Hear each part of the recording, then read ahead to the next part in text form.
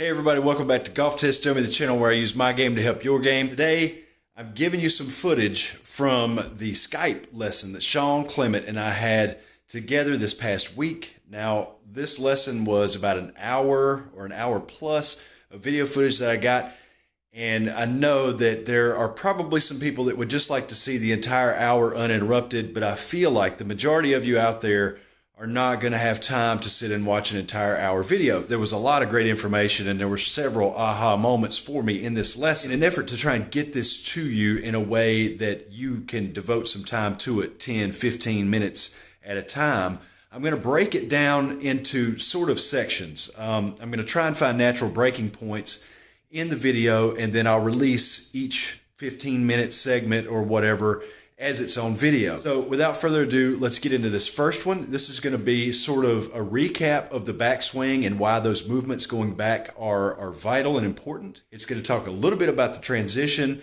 and it's also going to talk about ultimately what you want your backswing and your transition to lead to, meaning the follow through into the picture. So let's get to it. No need for crazy introductions. Everybody knows who you are. Hey everybody.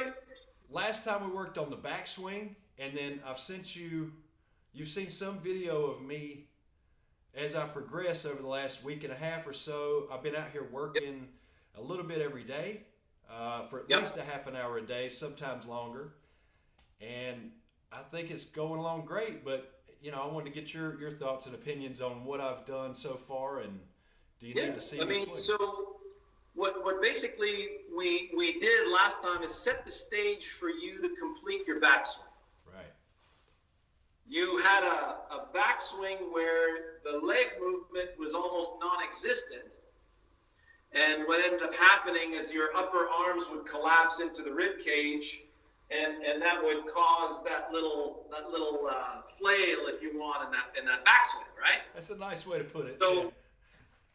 So now that we start with feet together, we allow, that's a really good way for you to feel how the hips should turn in the backswing. The weight of the arms going into the backswing need to be counterbalanced by the weight of the butt in the opposite direction. And as long as you're not doing any Elvis Presleys with the knees stay together. As you can see, they rotate together. So then I get this nice range of motion and a very centered turn.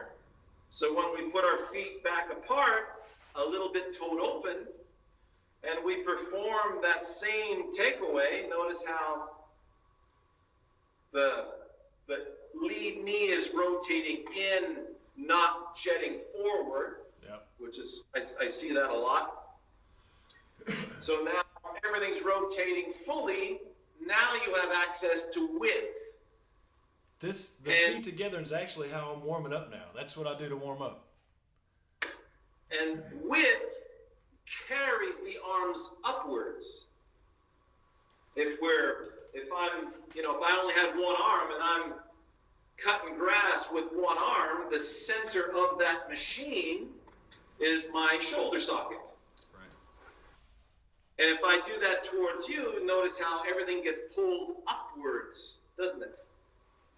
So if I do the same thing here, the center of the machine is the sternal notch right between the two clavicles, and the center of the machine is now right between my feet. So when I go wide in that direction, bye Jacques. When I go wide in that direction, see how my arms are getting pulled away from me? And they rise. So there's my follow through. That's exactly what I've been feeling. Yeah, that's exactly what I've been feeling. And when you teach this stuff, it's important for people who are trying this stuff out to not just, I think people get fixated a lot of times on, okay, he's turning like this and then he's like that. Right. They get fixated on that, but the spirit of why you're doing what you're doing, that's what needs to be learned. So if I step back here, I'll show you kind of, when I start my feet together, I'm doing the same thing. I'm turning my hips, and by turning my hips, the arms come up and the club gets thrown out. It's not, that looks awesome. it's not that I have to lift my arms. It's that just by turning my hips, my arms lift. Yes, And the then arms coming through get the same lifted. way, They levitate up the rib cage. They go the same way on the front. Yes, exactly. So now when the arms get pulled away from you, so if I go wide in the direction of my intermediate point, so I'm going as wide as possible in that direction, notice how my arms naturally climb my rib cage, and that's where you're at now. You're looking really good. So that's what you'll see Bubba Watson do. That's what you see Jack Nicklaus do. That's what you see, a lot of the top players like JT. You watch how upright his arms are in the backswing. Very. One of the best iron players in the business. So this so-called upright arm position, well, if you were to compare me, I'll give you one of my other students that I just saw before you. Well, he's shorter, and he's got much longer arms than I do. So he looks a lot like a single plane Mo Norman at address. I've actually been feeling this. I've been reaching a little bit more, and it's made a huge difference. I've never tried it before. My arms were always, you were told to hang your arms straight down. Right. For me, I'm finding that. Away from the legs and stuff. Yeah, so right. I used to be set up like this. This was kind of hands kind of close in. And right. It was always so important. You were always told to let your arms naturally hang. I'm seated and I feel in my quads, and this left arm actually is coming out a little bit, and then I make space for it. And then in the takeaway, it's turn the hips, and I turn the hips and let the club rise. Wow, does that ever look good, man? Yeah, and then to come down, all you're doing is, like you said, you go get the ground, and you come back, and then you're throwing through to the target. It's made for you. So, exactly. So once you finish that backswing, there's only one thing you need to do, and if you practice throwing the club to the target, you'll naturally go down and squat in order to do that. Right. So there's how, instinctively the brain needs to go get the ground. It's going to use the ground to get your body out of the way so you have access to that target. And I always thought that you had to make that effort and that you had to learn that motion. But if you go up in the backswing, if you turn the hips and let the arms come up, it's instinct that you go down. Yes. I mean, it becomes automatic, and I didn't think that would happen. Keep going. This is where this ball and a string, when I talk about the ball and a string. Yeah. I notice how when I'm twirling the ball, my hand is moving up and down. Yeah. I can replace that with my legs now. It's the same thing. There's your kid on a swing. So if your arms aren't swinging freely, you can't do this. If you're the person placing this ball and you're manipulating the arms to meet the ball with the club, then the brain can't feel the weight of that swing, and therefore it cannot react to it. I found that to be very important. Toss that ball, and notice my brain knows when to let go. Yep. Well, it's the same thing with this. I can just notice how I'm using my legs to chuck it out there. Yeah. And what you're just doing now, when we do that perpetual motion,